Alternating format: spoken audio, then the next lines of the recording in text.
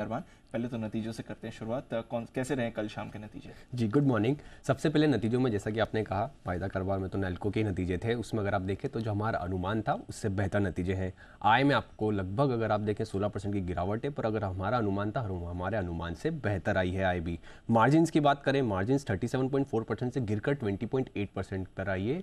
अनुमान जो था वो गिरने का ही था, अनुमान जो था वो 15.5% का था। उसके मुकाबले अगर आप देखें तो 20.8% के आसपास आते हुए दिखे, तो उस हिसाब से अगर आप देखें जो हमारा अनुमान था उससे बेहतर नतीजे हैं।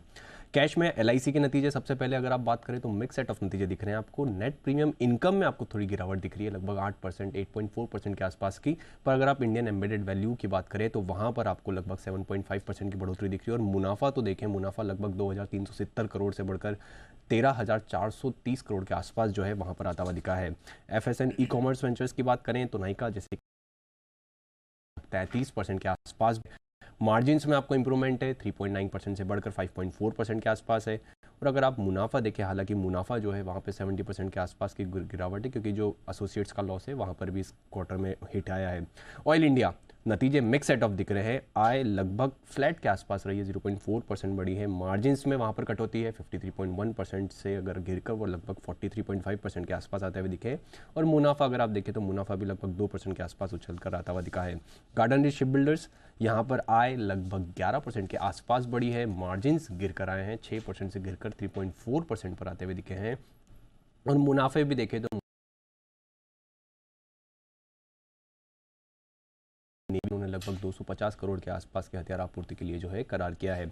सदर्न पेट्रो, यहाँ पर नतीजे आपको ओवरऑल बढ़िया दिख रहे हैं। आय में अच्छा खासा उछाल है, लगभग 150% का उछाल है। और कामकाजी जो घाटा था लगभग 5.5 करोड़ का, वो इस बार मुनाफा आता हुआ दिखा है 51 करोड़ का। और मुनाफे में अगर आप ओवरऑल अगर आप देखें तो यहाँ पर भी आपको बढ़िया उछाल दिख रहा है। ट्राइडेंट, यहाँ पर अगर आप बात करें टोटल अगर बात करें आय में लगभग आपको गिरावट है, लगभग 6% के आसपास की। मार्जिन्स ओवरऑल गिर के हैं, 18.1% से गिरकर 17% के आसपास आते हुए दिखे हैं। और मुनाफे में भी आपको गिरावट दिख रही है, लगभग 28% के आसपास की।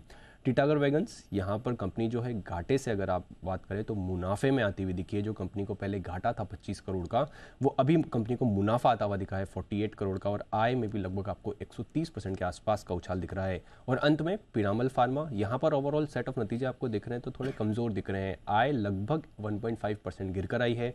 मार्जिन्स में भी आपको गिरावट है, 18.7% से गिरकर लगभग 16.2% के आसपास आते हुए दिखे। और मुनाफे में 75% के आसपास की आपको गिरावट दिख रही है। ओके, तो ये हैं आपके लिए कुछ इंपॉर्टेंट नतीजे। एलआईसी ऑफ कोर्स इसके नतीजे आए हैं और इस पर भी बाजार का रिएक्शन इंपॉर्टेंट रहेगा, साथ ही बाकी इंश्योरेंस कंपनीज का। आज के लिए कौन से नतीजे आने वाले अरमान, और कौन से ट्रिगर्स एंड ऑफ कोर्स खबरें कौन सी इंपॉर्टेंट है आज के लिए? जी, आज भी एफ में कई सारे नतीजे हैं, जिसमें आप पेज इंडस्ट्रीज, जी एंटरटेनमेंट, इंडियन एनर्जी एक्सचेंज की बात करें, Vodafone idea, steel authority of India, उनके नतीजे आते हुए दिखेंगे। वर्लपूल ऑफ इंडिया, वहाँ पर आपको ध्यान रखना है क्योंकि आज F&O का उसका जो है आखिरी दिन होता हुआ दिखेगा। बालमेर लोरी, यहाँ पर बोर्ड बैठक में नतीजों के साथ बोनस इश्यू और शेयर बायबैक पर विचार किया जाएगा। स्पाइस जेट इंसॉल्वेंसी मामले पर एनसीएलटी में सुनवाई होगी। और टीम लिस्ट सर्विसेज, जहाँ पे अगर बायबैक जो इनका है वो बंद होता हुआ दिखेगा। खबरों में गुजरात गैस, यहाँ पर ध्यान रखिए क्योंकि रिपोर्ट्स है कि कंपनी ने इंडस्ट्रियल गैस के दाम जो है घटाकर 38.43 SCM जो है वो 1 जून से कर दिए हैं, जो कि अगर आप मौजूदा अगर भाव देखेंगे तो 40.62 है। KRBL, LT foods, Chamanlal Sethia, सारे जो भी आप राइस स्टॉक्स है वहाँ पर आपको फोकस रखना है, क्योंकि सरकार ने ब्रोकन राइस एक्सपोर्ट पर जो पॉलिसी में संशोधन किया है। संशोधन क्या किया है कि ये अब देशों में उनकी जो खाद्य सुरक्षा के लिए आग्रह पर एक्सपोर्ट जो है वो अलाउ कर दिया है। हालांकि इसके लिए उन्हें भारत सरकार से मंजूरी आवश्यक लेनी होगी। नारायण हृदयालय की बात करें तो यहाँ पर कंपनी की हेल्थ इंश्योरेंस कारोबार में एंट्री होती हुई दिखी है। नारायण हेल्थ इंश्योरेंस लिमिटेड के नाम से जो है इन्होंने होली ओन सब्सिडरी का गठन करते हुए दिखे हैं। IRDAI से इनको जो है सब्सिडरी के गठन के लिए NOC मिला है। विप्रो, यहाँ पर स्पॉटन रडार के साथ ऑटोमेटेड ड्राइविंग सोल्यूशन के लिए इन्होंने करार किया है। इन्फोसिस, डिजिटल वर्कफोर्स के ट्रांसफॉर्मेशन के लिए उन्होंने एडॉप के साथ करार किया है। GSL लिमिटेड, एक्सचेंजेस से GSL टेक्सटाइल के शेयर लिस्ट करने के लिए जो है सैद्धांतिक मंजूरी इनको मिलती हुई दिखी है। BL कश्यप एंड सन्स, यहाँ पर इंडियन स्कूल ऑफ बिजनेस से इनको लगभग 132 करोड़ का ऑर्डर मिला है, जो कि इनको 14 महीनों के अगर आप देखें तो उस ऑर्डर को पूरा करना है। श्रेया शिपिंग एंड लॉजिस्टिक, यहाँ पर डीलिस्टिंग प्रस्ताव को बोर्ड की मंजूरी मिलती हुई दिखी है। और जो फ्लोर प्राइस रखा गया है वो 292 प्रति शेयर का है, जो कि अगर आप देखें मौजूदा भाव से लगभग 14% के आसपास डिस्काउंट पर है।